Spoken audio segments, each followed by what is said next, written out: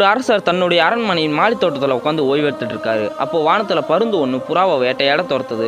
அந்த புறா நேரா அரசர் மடியில வந்து தஞ்சமடைந்தது. அந்த புறாவை துரத்திட்டு வந்த பருந்து அரசர் கிட்ட புறாவை கொடுக்கும்படி கேட்குது. அதற்கு அரசரோ தன்னிடம் தஞ்சமடைந்த எந்த ஒரு உயிரையும் காப்பது அரசனின் கடமை, அதனால் அந்த புறாவை தரமாட்டேன்னு சொல்லிடுறாரு. அந்த பருந்தும் விடாம என்னோட குழந்தைகள் பசியில காத்துட்டு இருக்காங்க, உங்களோட தர்மத்தை காக்க என்னோட குழந்தைகளை பட்டினி போடுவது எந்த விதத்துல நாயன்னு கேட்குது.